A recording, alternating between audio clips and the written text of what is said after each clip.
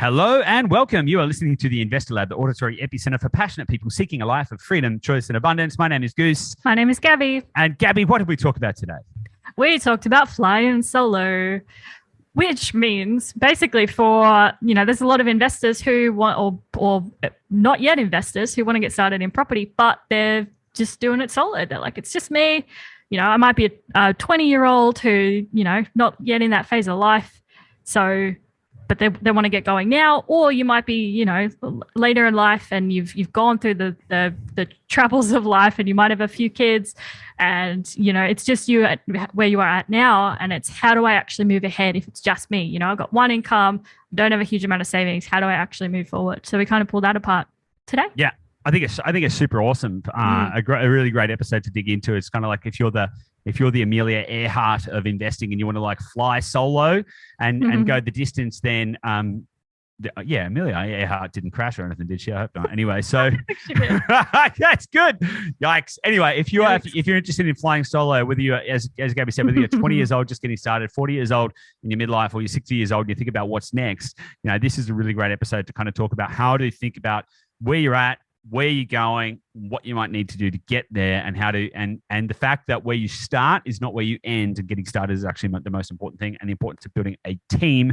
So I think we covered a lot of good ground today, and we, as always, appreciate your feedback. And if you've got any questions or any topics that you would like us to cover, you can send us an email to hello@dashdot.com.au with your topic suggestions, and we will bring them onto the show. So we look forward to that. And if you've liked this, if you think it's valuable, or if you know a solo investor, if you know someone who is thinking about getting started or wants to get started or wants to transform their life and they're flying solo and they don't know how to do it, then this could just be the episode for them. Or in fact, if that is you, then this could be the episode for you. But if you know someone else who is in that situation, make sure you share this with them, send them a link, and make sure you like, rate, review on all of the platforms or wherever you're watching or listening to this. I think that's it. Gabby, let's get stuck into it. Awesome. Let's do it. All right, guys. See you on the inside.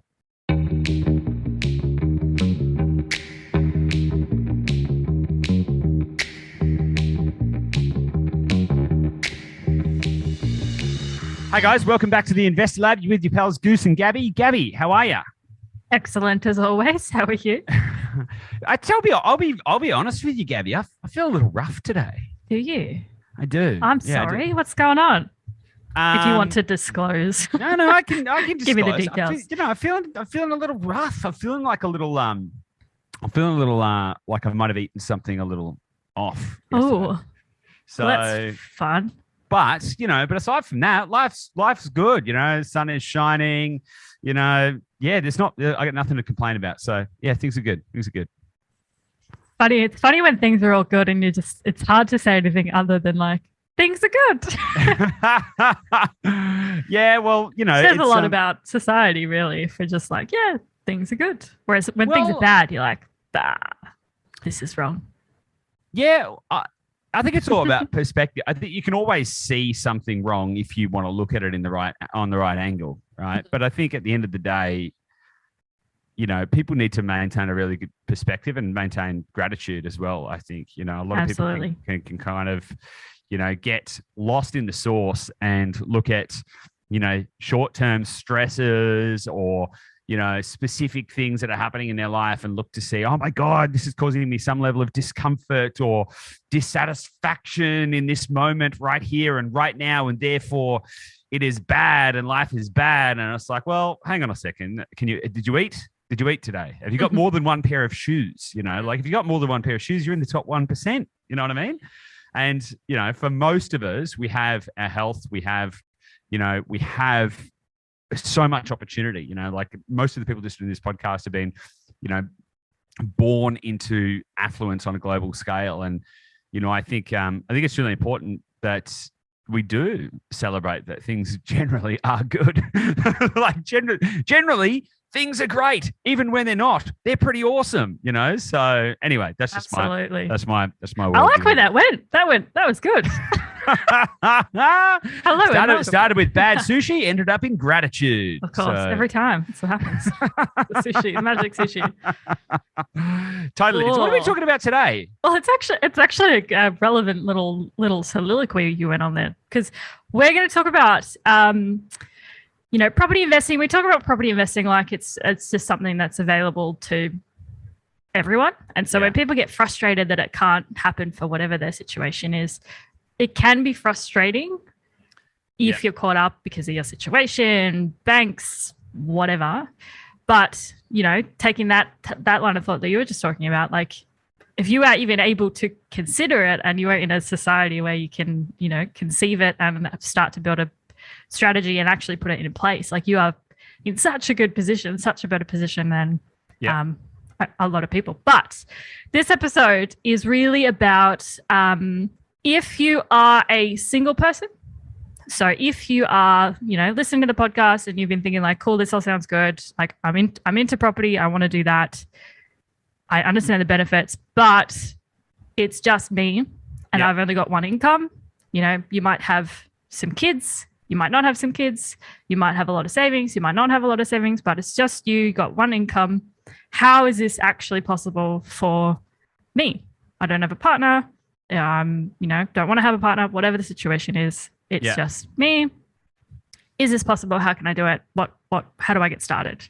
Because we've found a lot of our clients sign up to work with us. They're not in a couple. They're just themselves, which is totally awesome. And there can be some extra challenges that come into play. Yeah, totally. And the questions are basically like, can we achieve all of these results that we talk about if I have a single income? So it's kind of what we wanted to talk about. Yeah, it's a great point, right? And firstly, there's loads of different types of single people, right? And so the situation is different, and there's loads of things to think about, because somebody listening to this who is 20 years old and single is going to be going like, oh my God, they're talking to me. And then somebody who is 60 years old and single is going, oh my God, they're talking to me. And guess what? We're talking to all of you, right? And so we have had all spectrum of single people going on an investment journey for completely different reasons, right? And frequently, one of the issues they face is finance, right? Either generating the capital required or accessing the debt required. And the situations can vary wildly, but fundamentally they face similar issues. I can think of, probably half a dozen clients who are in their, late 50s, early 60s to mid 60s kind of thing. And they're single. They once were married, all of that kind of stuff. Kids have grown up. They've gotten divorced. They're solo. They haven't saved anything for retirement. They're looking at the end of their working life in the next couple of years, going like, what the hell is next? And they haven't set themselves up at all, right? That's a fairly common situation. Conversely, I can think of, half a dozen or maybe more than half a dozen, maybe more like a dozen or so, clients who are below 25, younger than 25, who some even as young as 18, who are starting their investing journey by themselves, just to get themselves set up with a goal to get out of the rat race by the time they're 30. In fact, probably more than a dozen. And so there's all these kind of different scenarios. And the question still remains the same. How the hell do you do it? How do you actually get off the ground, and how do you actually get it started? And there's a few other considerations in there. There's like single parents, like how does that work, and all of this kind of stuff. But usually all of the things are still the same. How do I generate enough capital, and how do I access enough debt? And I think that really, first and foremost, it comes down to understanding your goals. What do you think? As always, it really is just a critical part that people overlook, and it's so important because it's how you design the whole map of what you're going to do. Yeah. You can hear all of these strategies and ideas and go, look, I want to buy this kind of property, or I want to build this kind of portfolio. But if you have a different starting point, that changes it radically. But then also if you have a different end point being your goal, it's a completely different strategy to someone who has different of both of those 2 points. So yeah, the goal is critical. Yeah, absolutely. Now, fundamentally, I have a belief, right, that you can have absolutely anything that you want in life as long as you decide what that is. Yeah. Right. And this is, I think, where a lot of people go wrong, is that they sort of want things, but they're not prepared to actually commit to those things. So if you want to be a doctor, look, but barring some significant, mental, incapacitation or something like that, barring any kind of like genuine disabilities, you can actually go and become a doctor if you want. You just need to go and put in you've got to want it enough, and you can have that if you want. You just need to decide that you want it, and that's the thing that you want to do. If you want to build a property portfolio, you can do that, right? And if for some people it's going to be easier, and for some people it's going to be harder, but that doesn't mean that it's not doable, right? And so, I think that's kind of a really interesting thing to bear in mind. Like I remember reading a story about a property investor. I can't remember his name right now, but he started he went to a property investment seminar type thing, and he had no money. Like, he was broke. He was on his ass broke. He had nothing going for him. He was like literally just on the seat of his pants. But he got so jazzed up, and he had no support network, nothing. Like, no one around him that could support him. Didn't know anyone else in the property, but he got so jazzed up by this property investment seminar that he thought, right, I'm gonna do something about this, right? So he put together his investment thesis, and he decided that he was going to go and find JV partners because he had no other way to get money. And so he basically kept at it for like a year. He went to every property event, joined every networking group, did everything that he could to meet as many people as any opportunity that he could get up in front of a crowd and say, hey, this is who I am. This is my story. And this is what I'm trying to do. And I'm looking for investors to join me. He did it, and he did it over and over and over again. Now, I think it was like 3 or 4 years later, he was a developer with like $500 million worth of projects or something on the go. Nice. Insane. Now, his level of commitment and tenacity to that cause is like next level, but it's an example of what you can do if you really want to put your mind to it. Now, that's an interesting case because he went around and said, I'm not going to get here unless I can go and raise investment capital. Now, different people are in different scenarios, right? And so if you look at kind of the average, $80,000 income or even $60,000, $70,000 income, once you factor in cost of living, your savings rate is probably going to be pretty low, right? And so the first step to getting somewhere is deciding what you want and how you want to get there and how fast you want to get there. Because if you're 20 years old and you're saying, hey, I want to build a property portfolio so that I can retire well by the time I'm 60, right? Well, cool. That's a really kind of like long time frame. And so the speed at which you need or the veracity with which you need to apply yourself to that cause is probably going to be different to someone who is 60 and saying, I want to try and retire by the time I'm 65, right? Yeah. And so I think that then dictates what the activities are. Yeah, absolutely. And on that as well, I guess, so there's long-term goals and then there's also short-term goals. So a short-term goal for a lot of people would be more like, I need to get an extra $100 a week in income, and I guess those different where you are at in your phase of life as well. Like for a younger person, you've got a little bit more control about your expenses and about, your savings. You can, most of the time you can strip back your expenses if you want to build up your savings. You could maybe still live at home with your folks. I know people don't like doing that, but it's an option when you're younger. And you can control, like, I'm going to, not go out, not going to eat out as much. Like they're the realities of your expenses. They're relatively, you got some more disposable income at a younger age versus in, a later stage of life, you already have some commitments. Again, you might have some kids. You might already have, you got bills, you got things going on, and there's less control over,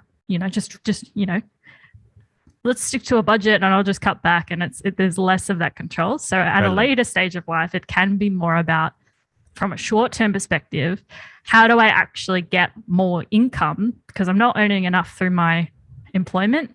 Yep. I've got all these bills. I've got mouths to feed. The short-term goal is like, I need more income today versus, if you're in your 20s, you're more thinking about, there's less need for like, I need $100 extra a week today. It's you can think a bit more long term. Yeah. Yeah, just on that, I think that's a really good point. Like, because there's like different versions of how do I get more money today, right? Because there's the oh, if I invest my money in property, maybe that can actually create some more money for me today. But then there's the how do I even get to that point? Yeah. No, and I think it's really important. And this goes back to what I said earlier, that anyone in the world can have anything that they want as long as they decide what it is and commit to it, basically, right? Mm-hmm. So most people have skills, right? Yep. Of some type, or can learn skills, right? Then they have the ability to apply them. Now, if you are desperate to change your situation and you are working 40 hours a week, you still have some time each week that you could dedicate to doing additional work, right? And that doesn't mean just getting a second job, washing dishes or doing something like that. In today's day and age, you can do remote work, right? So let's say that you are 60 years old and you're a bookkeeper and you're already working a full-time bookkeeping job. Guess what? People want bookkeepers and you can work virtually, right? Yeah. And so you could pick up an extra 10 or 20 hours a week that you could work from home and, work on the weekends, and actually you could like have a nice time doing it. And you could pick up an extra 10 or 20 hours a week doing bookkeeping work, for other businesses anywhere in the country. You could jump on Upwork and offer your services in that way. Now, you might not have a skill set like bookkeeping, but maybe you could do something like being a lifestyle concierge or an executive assistant, or there's other ways that you can start to help people, and you can do it completely remotely. So this isn't just like, hey, go and get 2 jobs and schlep yourself around town and, go and, bust some elbow grease. It's like, well, actually, why don't you use a little bit of leverage? And even Jason, who is obviously on the Dashdot team and has been on the show before, part of the way he got his first deposit is he ran an e-commerce store. He basically set up an e-commerce store and made a bit of money off that and put that money towards his deposit. That's awesome, right? And so you can kind of learn these skills and you can find ways to generate additional capital. Now, the smart way to do it is to find a highly leveraged way to do it, which is to do something like e-commerce or to, create some kind of info product, or, like maybe you're at uni, right? And maybe you're quite good at your uni work, and maybe you could create a short course for other people who are going to go through the same course on how to, study better, or what the things they need to know and all of that kind of stuff. You could create some kind of, content piece, which you could sell for a fairly small fee. You could put a course up on Udemy even, right? And you could sell on there, which would benefit other people all around the world. And you could create an additional income stream there. And so I think getting creative about how you go about generating the capital you need, I think, is actually a critical part to it. Because for the people who are working, 20 or 30 hours a week and then saying, yeah, but I can't seem to get ahead. Well, I would say it doesn't seem like you're trying, and that may seem like a hard, and look, there may be reasons for it, right? But that may seem like a hard position to take. But if you want to get anywhere in life, you have to put in the extra effort. If you are 20 kilos overweight and you never do any exercise, and then you say, I can't work out why I'm 20 kilos overweight, well, there's things that you can do. Guess what? You could exercise more, and so finding those methods that you can apply, and it's different for everyone. Even in that example, exercising more doesn't mean getting a gym membership and then going and lifting weights for 10 hours a day. It could just mean getting out of the house and walking more, walk around the block. Exactly, right? So it might sound like I'm saying something harsh, but what I'm saying is incremental change makes a really, really big difference, right? So doing something more than you currently are, you cannot get to where you want to go if you keep doing the same thing. If you do the same thing every day, your situation's not going to change. So if you want to change your situation, you need to change your actions in line with the goals that you want to achieve and in line with the timeline that you want to achieve them. And again, coming back to it, if you're 20 years old and your goal is in 40 years' time versus if you're 60 and your goal is in 5 years' time, different levels of action are going to be required depending on the starting point, right? And so you may need to take radical, massive action, or you may only need to take incremental action to get you to where you want to go. But the point is that in order to change your situation, you're probably going to have to do something slightly different, or be prepared to wait. That's the other catch. That's the other catch to it. Because if you can save $100 a week and you're like, I'm saving $100 a week and I am not interested in doing any extra work. I don't want to do anything else to change my situation, but I'm happy to save $100 a week.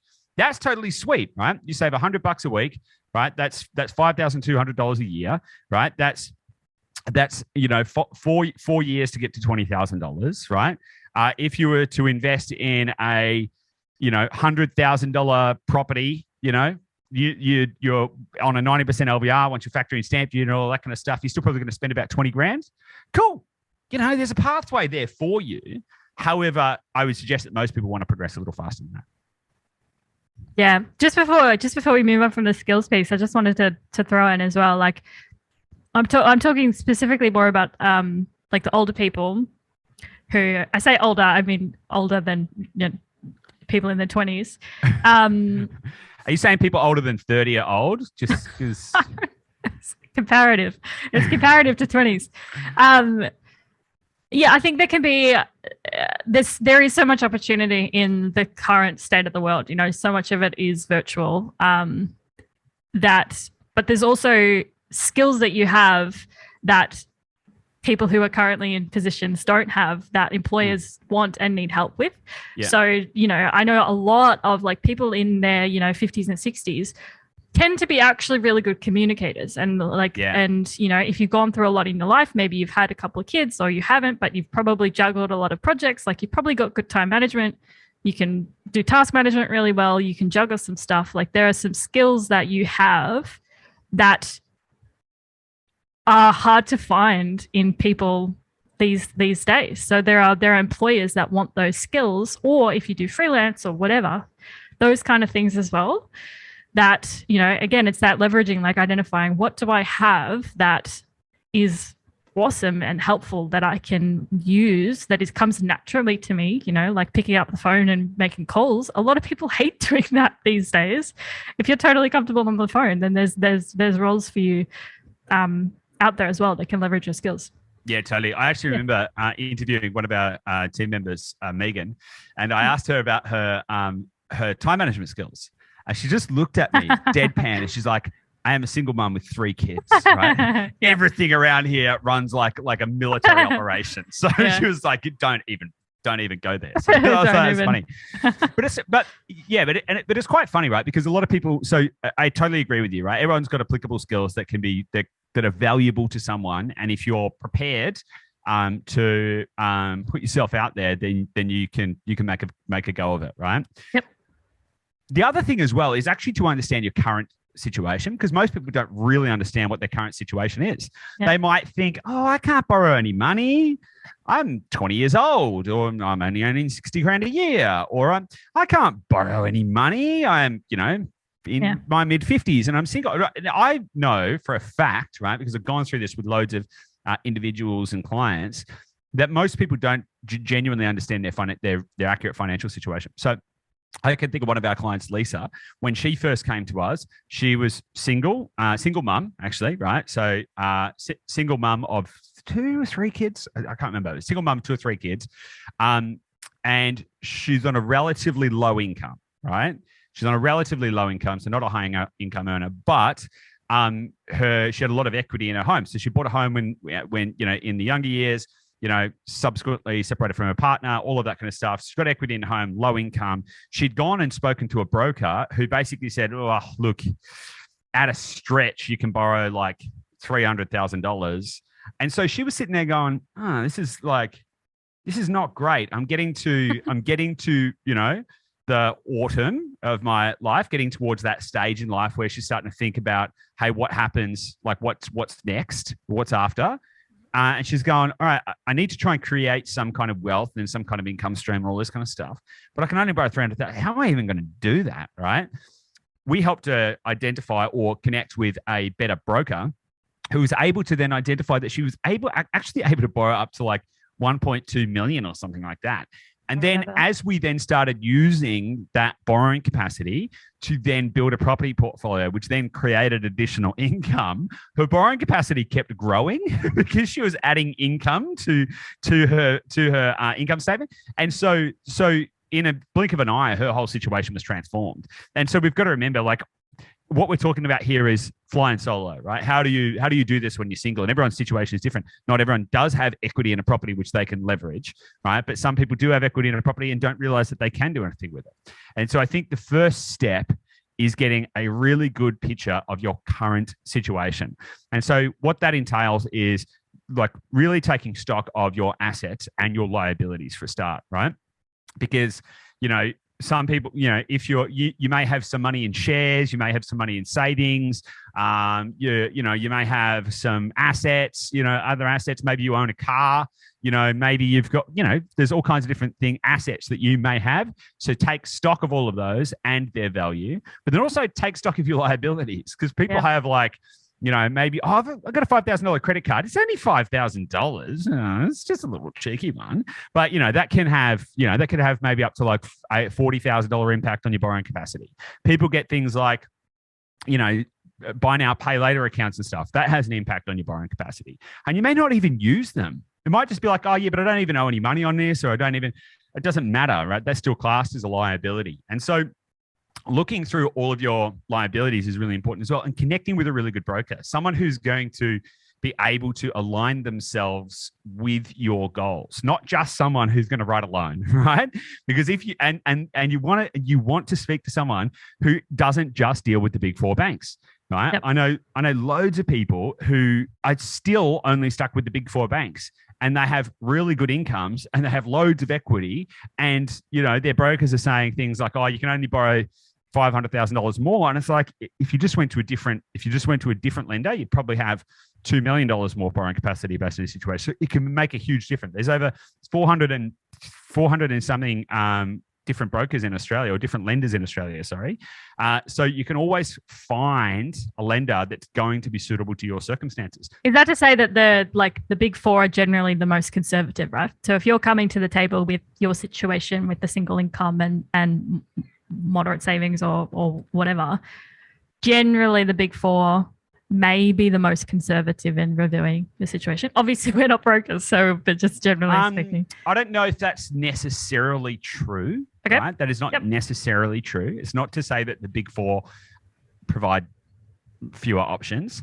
The big four can be very, very good. And sometimes their rates are more competitive because of the size and the margins they can operate on and all of that kind of stuff. And, maybe your situation is not very complex and, maybe it's the right choice. But the point being, though, that you want someone who can look at the big four and also look at other lenders as well, just to see who is the right lender, because the right lender for you may very well be a big four, or it actually might not be a big four bank. And a lot of people have got misconceptions. They're like, oh, if it's not a big four, I'm basically going with a loan shark, or second tier and third tier lenders. Third tier lenders, they hang out in alleyways behind dumpsters, don't they? That's where third tier lenders live. Give me your liver. Yeah, exactly. And it's just not true, right? There's non-banks, there's all kinds of different stuff, right? But understanding how to play the game of finance is kind of the biggest piece. Yeah, I think obviously with that, it's like finding a broker who, a lot of people want to do things themselves, right? If you're in a situation where you are single, again, perhaps you have had some kids, single mum, but you're used to looking after yourself and you're used to looking after others. So people want to try and go at their own, and they're like, oh, I'll just do my own research. I'll look up the banks. I'll compare the products, because you're used to you don't want to pay fees to people where you don't have to, because finances are tight and whatnot. The cost of a broker, if you can find a good broker, if you're serious about property and changing your wealth position, if you can find a good broker, you don't even notice the fees, because you don't pay. But there are no upfront fees. Like the broker. Yeah, you don't pay an upfront fee. It's a trail fee based on. The banks pay. The banks pay them. Yeah. So there's no fee. No cost. Like it's the best investment you will ever make, because it's free. It costs you nothing, right? But it can make you literally millions of dollars, right? Yep. Like finding a good broker is one of the best investments you're ever going to make. Finding a good team, for that matter, like getting the right team around you will be the difference. Can make a 10x difference to your returns, even factoring in any associated costs. So that includes finding the right property team, finding the right finance team, finding the right legal team, finding the right accounting team. They are people who will make you money hand over fist, not cost you money. That's an investment. Absolutely. So yeah. So I think a lot of people get confused when they think about brokers and broker fees. They're like, oh, surely I'm getting screwed somewhere. Someone's paying him. If I'm not getting paid, I must be the product. And it's like, well, actually, it's a good system they've got going on. A good broker is invested in actually getting you the right loan structure, because if you can get the right loans and get the right finance, you're going to become a repeat client, right? It's really good business for them. And so they're not in the business of just finding out who's going to give them the biggest commissions. They're in the business of creating the longest relationship. So yeah, that's just my 2 cents on that. Yeah, absolutely. And obviously if you find one that you really love and they really understand your situation, because the function is that they take your whole balance sheet, your whole situation, and determine like, what does this look like to all a variety of lenders, and they can determine like what is the most that you'll be able to borrow, and based on your situation and your goals, which like these handful are the best for your situation. But they'll also like recommend like, you know, if you do have a $5,000 credit card, I know again for a lot of single moms, like that is a lifeline for a lot of people, and the idea of, you know, just cutting up a credit card is really scary because that's just a lifeline for so many people. Sometimes there's a situation where you actually won't need to, but you know, you might end up having to go with a broker a lender who has a slightly higher rate, but then maybe you get to keep your credit card. And then there's a different situation based on what you are willing to do, and you know, the speed that you want to run, the risks that you feel comfortable with. But having that good broker that you trust and you feel comfortable actually just collaborating with is so crucial. Yeah, totally. So let's move on from that point, because there's some other really interesting stuff in here as well, right? Yeah. Because when you think about how to actually start making this work and getting ahead. Now, I would like to point out something that's a little maybe a little contrarian or whatever, but you actually don't need to buy properties to keep them, right? If you are starting out, the main game is how do you get ahead, right? Yep. And so what that might mean for you, I remember years ago when you and I were first sort of getting our interest in property and all of that kind of stuff. I remember looking at properties that we could buy for like $50,000. And I was like, oh my God, we've nearly got enough savings to be able to go and buy this like $50,000 property, right? Which was like, you know, it was like 10 grand or whatever was required to actually buy the property or something like that. Yeah. Now, I'm not suggesting that's necessarily the best pathway for people to invest, but early on, what's most important is that you try and find a way to accelerate your wealth faster than you can save, right? And so obviously making sure you're choosing the right investment, because you could buy something just because you buy something cheap doesn't mean it's going to do anything, right? There could be a reason it's cheap. It could be just not wrong place, wrong time, right? So you've got to make a good investment decision, but there's also the capability to potentially be hands-on, right?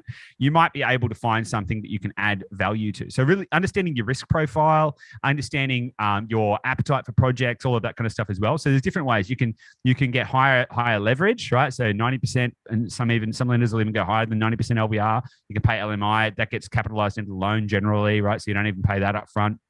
And that's a good way to accelerate your position. You can also think about maybe doing some projects, right? And manufacturing some value. Now, an interesting thing to think about this is to think about your effective hourly rate, because what I tend to see a lot of people do is they think, oh, you know what, let's go buy a fixer-upper. And it could be, we generally don't advocate buying apartments and units and stuff like that.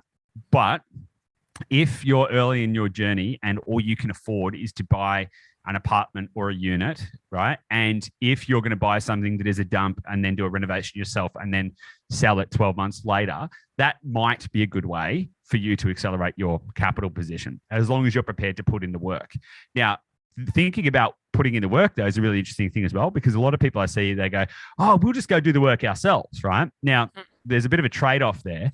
So generally speaking, unless it is your profession, it is going to take you 2 to 3 times longer and cost you probably 50 to 100% more, because you'll make mistakes. Absolutely, yes. Right. And so you've got to consider the effective hourly rate of that time. Now, in a pure, mathematical perspective, if you earn more than $50 an hour, it doesn't make sense for you to go do the work yourself, right? You could go spend that time doing some additional work for $50 an hour and then pay someone less than $50 an hour to go do the work.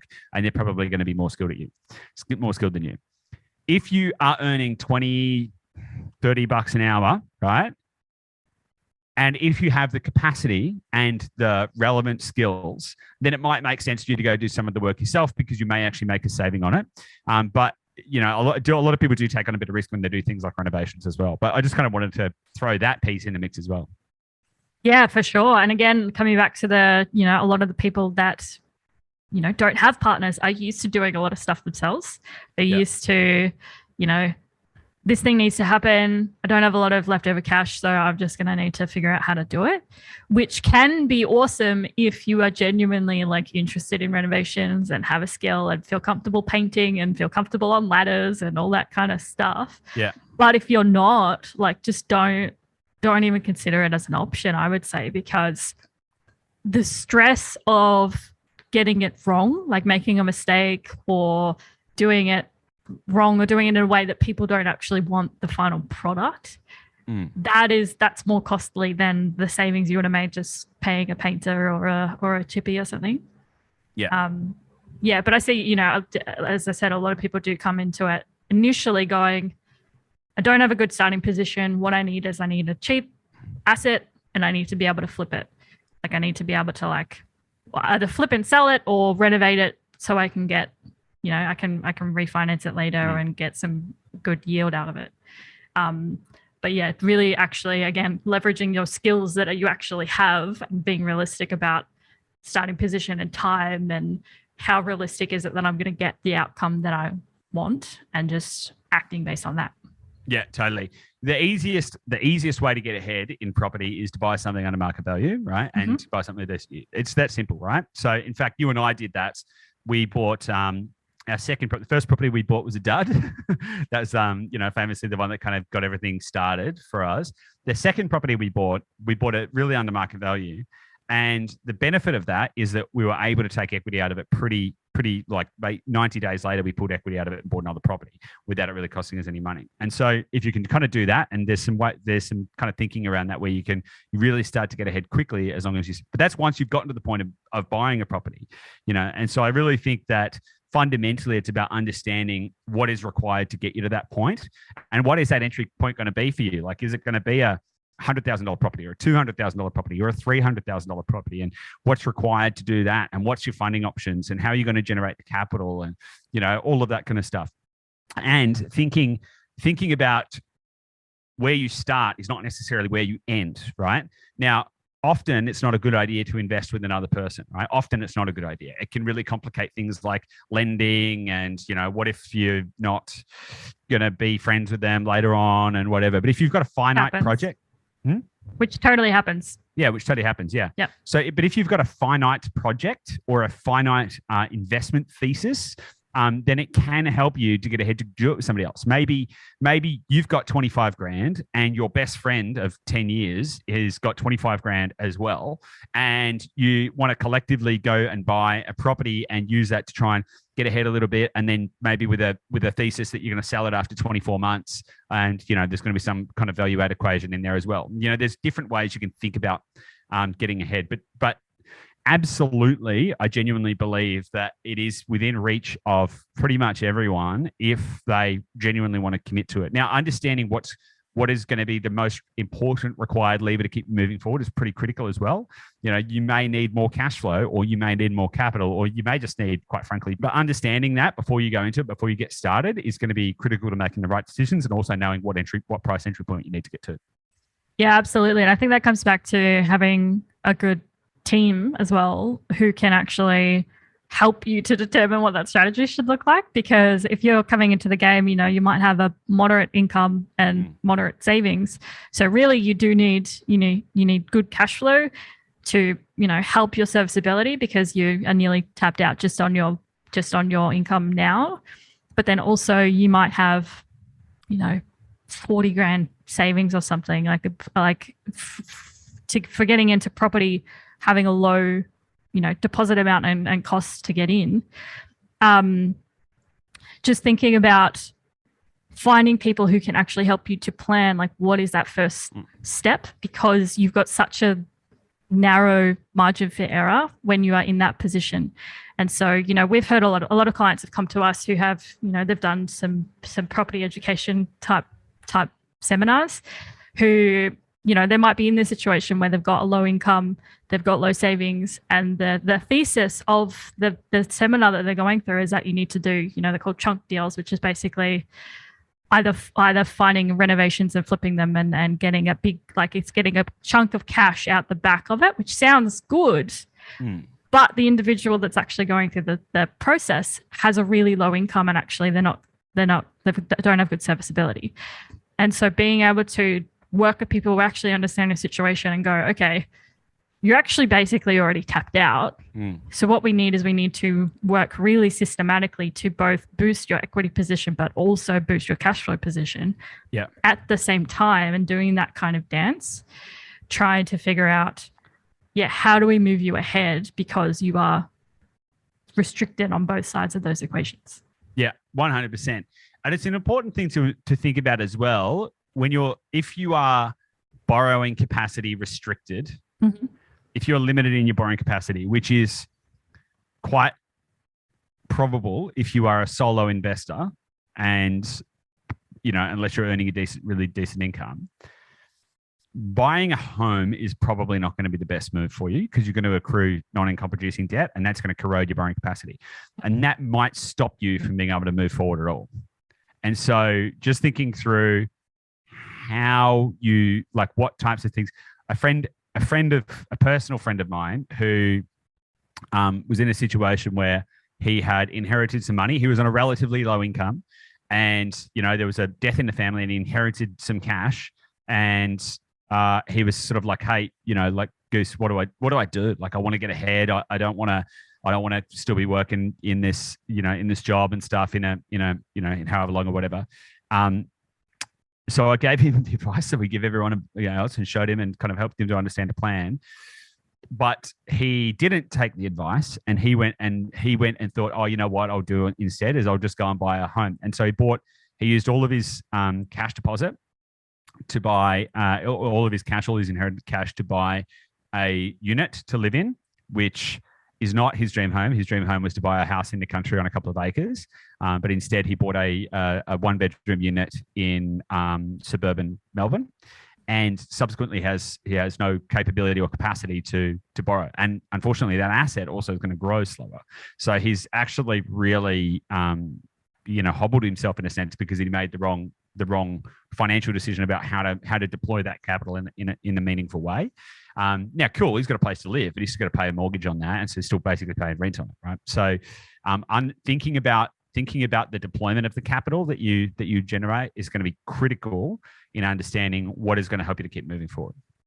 Yeah, for sure. And I think with buying a home, it doesn't necessarily mean don't buy a home, but it's also like if you've got a home that is appreciating in value and it's a good asset in a good location, it can be used. Or if you already own your home that has equity in it, like, you can then use it to further your situation forward. But it is about that, don't just jump to, I've got one shot, I can only buy one, and I'm just going to buy my home.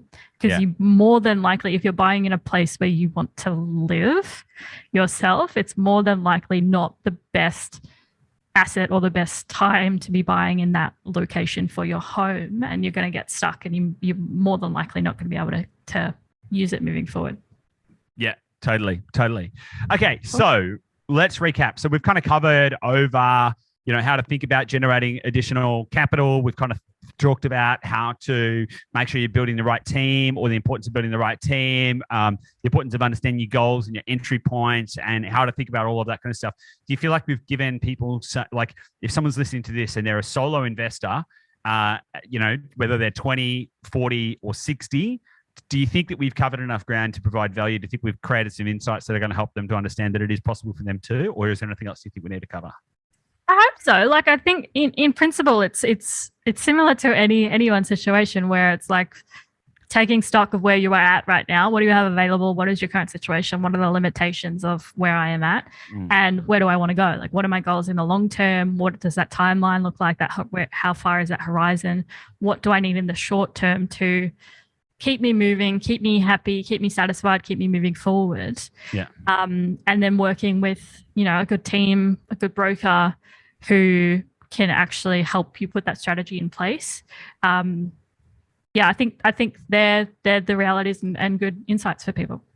Awesome. Sweet.